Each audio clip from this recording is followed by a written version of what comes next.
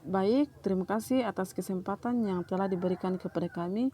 Kami dari kelompok 13 akan mempresentasikan hasil diskusi kami mengenai tentang karakteristik perkembangan anak usia dini yang beranggotakan 2 orang. Yang pertama atas nama Naomi Malisa dengan NIM 219118069 dan Elisa Patmo dengan NIM 219118098. Nah, untuk mempersingkat waktu, langsung kami akan masuk ke dalam materi, yaitu yang pertama, karakteristik umum anak usia dini. Usia dini merupakan masa perkembangan dan pertumbuhan yang sangat menentukan perkembangan masa selanjutnya. Menurut Erikson mengemukakan bahwa masa kanak-kanak merupakan gambaran manusia sebagai manusia. Perilaku yang berkelainan pada masa dewasa dapat dideteksi pada masa kanak-kanak.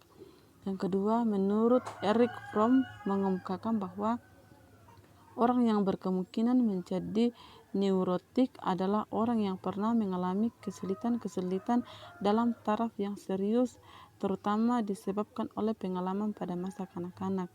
Yang ketiga, Sigmund Freud berpendapat bahwa child is father of man.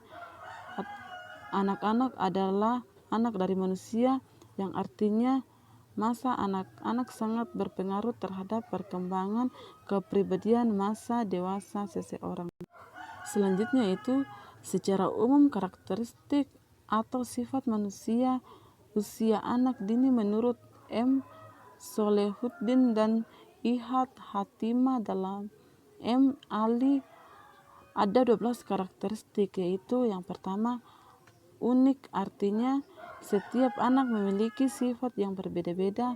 Anak memiliki bawaan, minat, kapabilitas, dan latar belakang kehidupan yang berbeda masing-masing.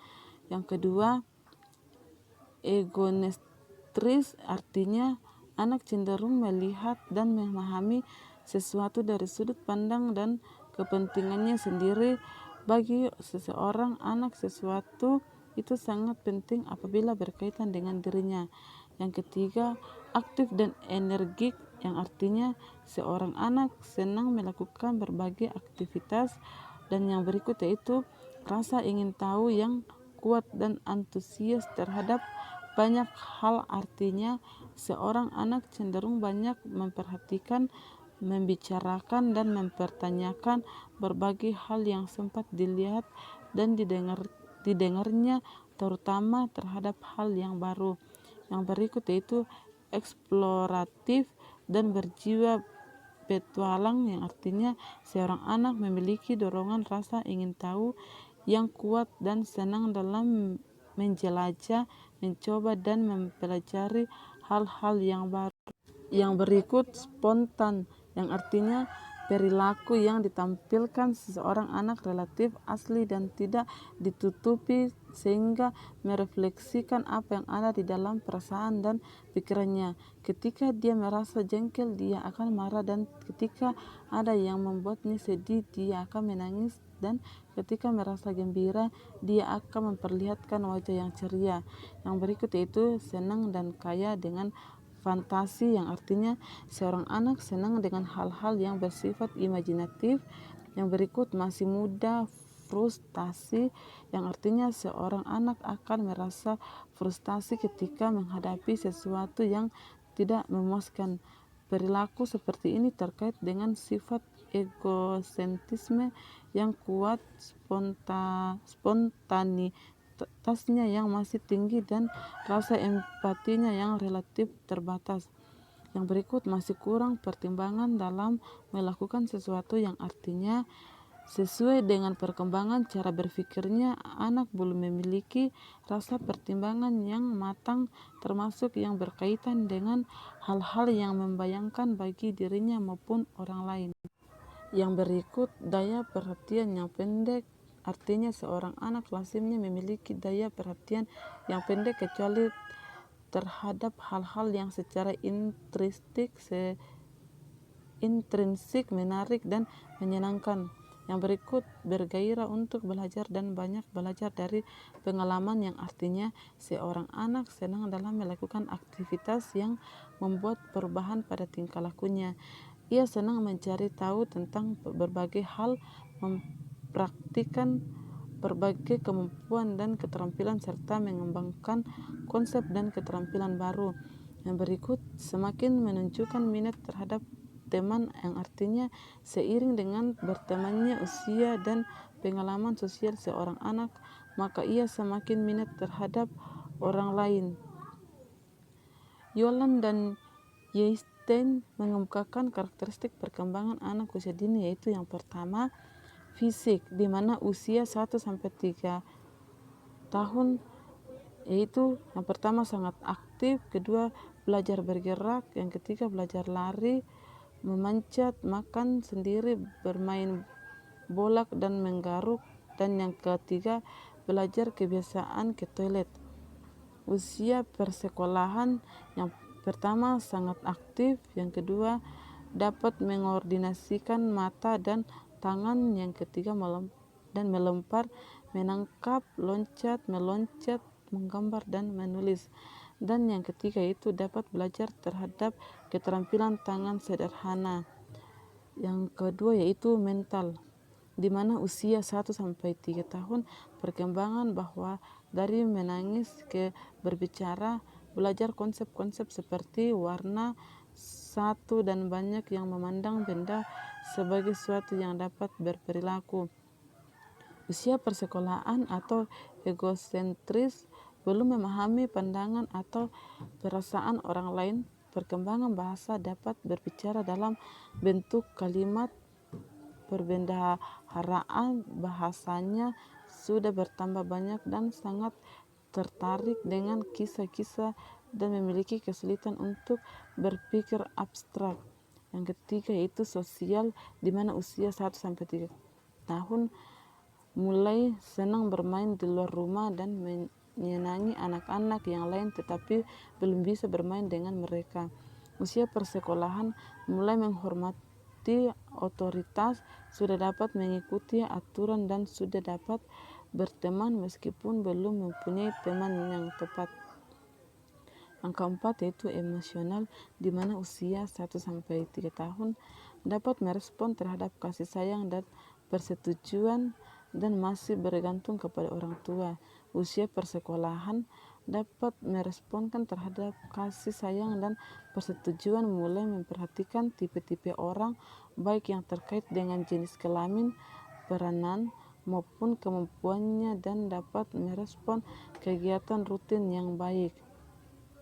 Yang berikut yaitu respons orang dewasa, orang tua atau guru, di mana usia 1-3 tahun menanamkan kedisiplinan yang ringan secara konsisten, memberikan perlindungan tanpa bersikap overprotection, dan berbicara dengan anak yang merespon pembicaraannya. Usia persekolahan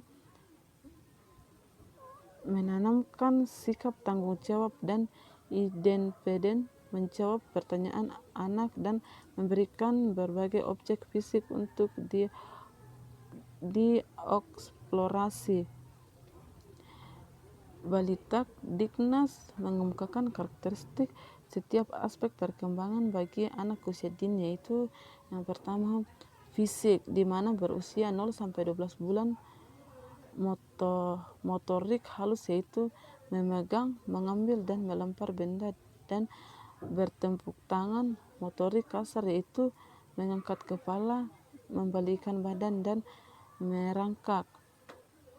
Yang fisik untuk usia 1-3 tahun, motorik halus, yaitu mencoret-coret dengan alat tali dan menggambar bentuk-bentuk sederhana dan bermain dengan balok.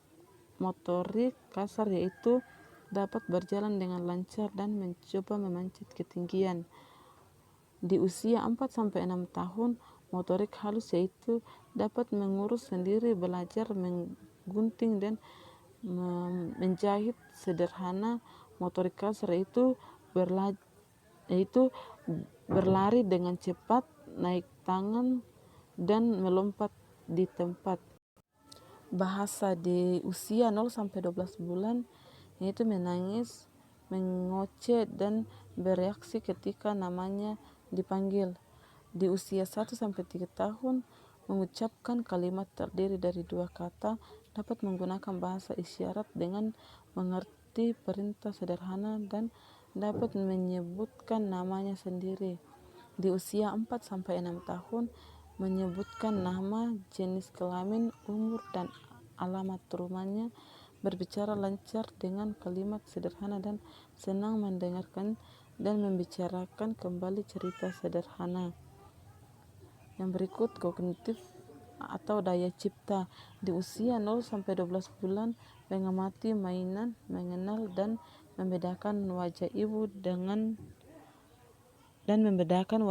dan ayah, dan memasukkan benda ke dalam mulut. Di usia 1-3 tahun, mulai mengenal benda, memilih sendiri, mulai mengenal konsep warna dan bentuk, dan meniru perbuatan orang lain. Di usia 4-6 tahun, dapat menggunakan konsep waktu, dapat mengelompokkan benda dengan berbagai cara, itu warna, ukuran, dan bentuk, mengenal macam-macam rasa, bau, suara, ukuran, dan jarak, dan mengenal sebab akibat. Yang berikut sosial emosi. Di usia 1-12 bulan, membalas senyuman orang lain, menangis sebagai reaksi terhadap perasaan yang tidak nyaman, tertawa dan menjerit karena gembira, dan mengenal anggota keluarga. Di usia 1-3 tahun, dapat berinteraksi sosial dengan anggota keluarga atau berkomunikasi dengan orang-orang yang sudah dikenal dan menunjukkan reaksi emosi yang wajar, marah, senang, takut, dan sakit. Di usia 4-6 tahun, yaitu tenggang rasa, bekerja sama, dapat bermain atau bergaul dengan teman, dapat berimajinasi, dan mulai belajar berpisah dari orang tua. Yang berikut yaitu seni. Di usia 1-3 tahun, dapat bertepuk tangan, melakukan gerakan, mengikuti irama musik, dan bernyanyi dengan bimbingan orang tua dan guru. Di usia 4-6 tahun, meronce dengan manik-manik besar, menggambar bebas, mewarnai gambar, dan menganyam sederhana. Yang berikut moral spiritual. Di usia 1-3 tahun, dapat meniru ucapan doa-doa pendek dan dapat mengikuti gerakan-gerakan salat. Materi yang selanjutnya yaitu perkembangan kognitif anak usia dini. Terkait dengan perkembangan anak usia dini, Piaget berpendapat bahwa anak berada di tahap atau periode praoperasional, yaitu mampu berpikir dengan menggunakan simbol, terjadi antara usia 2-4 tahun. Pada tahap ini, anak dapat mengembangkan kemampuan untuk membayangkan secara mental suatu objek, seperti manusia, hewan, rumah, dan lain-lain yang tidak ada. Yang kedua yaitu berpikirnya masih dibatasi oleh persepsinya. Mereka meyakini apa yang dilihatnya dan hanya terfokus kepada satu atribut, dimensi terhadap satu objek dalam waktu yang sama.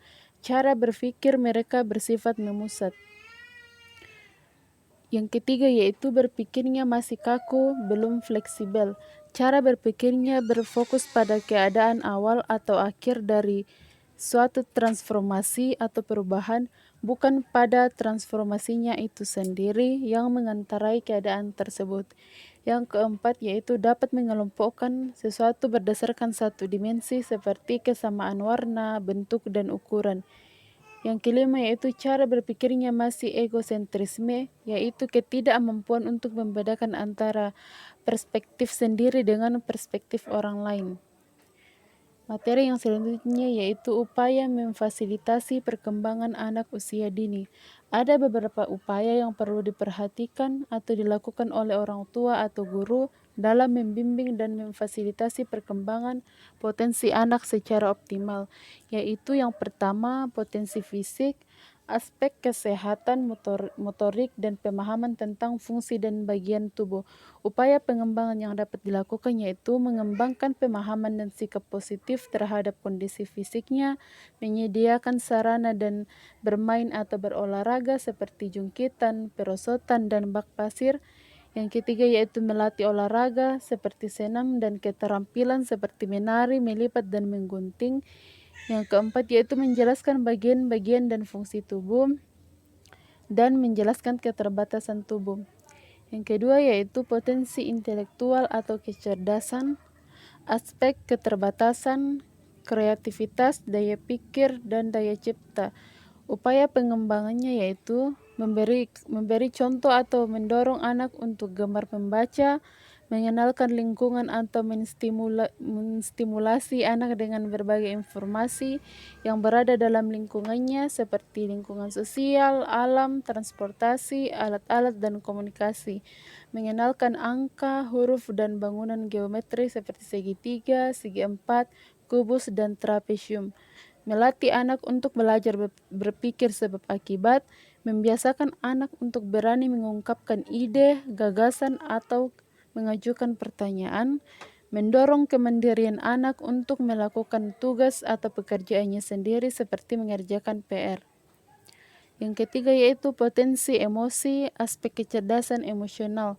Upaya pengembangan yang dapat dilakukan yaitu menciptakan suasana emosional yang kondusif, sikap ramah dan kasih sayang, tidak judes dan bersikap keras, baik di rumah maupun di sekolah. Membicarakan tentang perasaan, baik diri sendiri maupun orang lain. Membicarakan tentang cara menyalurkan keinginan tanpa mengganggu perasaan orang lain. Mengembangkan sikap dan kebiasaan saling menyayangi teman, mengembangkan sikap positif atau respek terhadap diri sendiri dan orang lain. Yang keempat yaitu potensi sosial, aspek kedisiplinan, sikap toleransi, sikap altruis, sikap kooperasi atau kolaborasi. Upaya pengembangan yang dapat dilakukan yaitu menyusun tata tertib, mengembangkan sikap dan kebiasaan untuk menaati tata tertib dan menjelaskan alasan penerapannya, mengembangkan sikap dan kebiasaan untuk saling menghormati, menolong dan menjalin persahabatan, mengenalkan tata krama atau adat istiadat, menyusun program yang melibatkan siswa dalam kegiatan kelompok. Yang kelima yaitu potensi kesadaran beragama, aspek akidah, ibadah, dan akhlak. Upaya pengembangan yang dapat dilakukan yaitu memberikan contoh teladan dalam mengamalkan ajaran agama, mengenalkan rukun iman dan Islam, mengenalkan kekuasaan Allah melalui ciptaannya, baik dirinya sendiri, hewan, tumbuhan, maupun alam lainnya.